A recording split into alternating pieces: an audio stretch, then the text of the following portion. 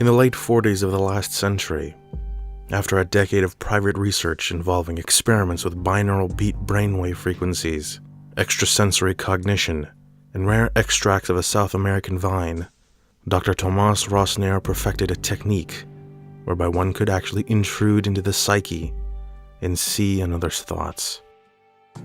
Despite having exhaustively documented his rigorous work, he could find no institution that would even offer to review it.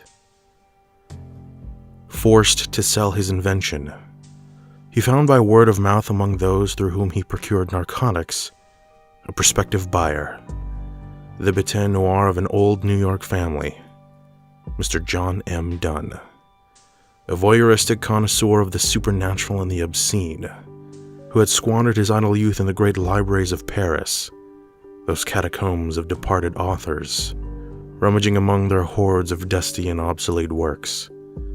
A literary ghoul who disturbed with profane fingers the charnel houses of the decayed philosophies. He readily agreed to the doctor's asking price without haggling, delighted at the prospect of exploring such bizarre novelty. Once adept at the operation of the apparatus, Dunn paid Dr. Rosner off and under an assumed name rented a shabby house within view of Sing Sing prison. In the timeless night, while the convicts fitfully slept, with the aid of a set of stolen blueprints and his new mind-reading device, he raided their memories, cell by cell at liberty, to savor the forbidden thrill of thefts, molestations, moonlit homicides, in secret, without remorse or consequence. Within a month, the prisoners, telling each other about the nightmares from which they had all begun abruptly to awaken, discovered the shared striking similarities. First, processions of alligators and tortoises filed through a swamp crowded with faceless people and shrieking orchids. Next, a shadow man, at whom they looked directly but could never quite see, would watch them in an utter stillness from an empty house, while invisible hands probed behind their eyes, as they had to stand naked, legs locked in place, unable to run away. Their compared descriptions of the house were identical, including its location just outside the walls.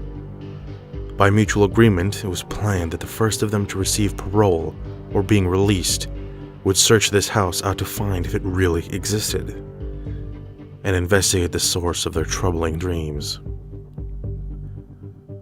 A few days after being freed, their chosen spy was able to inform them with a smuggled message in code that not only was the house real, but he had broken into it at night and found a gaunt, mustached man in a silk smoking jacket, seated bolt upright, head thrust back, both eyes gaping, mouth stuck open in a stiffened gasp, clenched hands gripping the arms of his chair, in front of a scientific machine.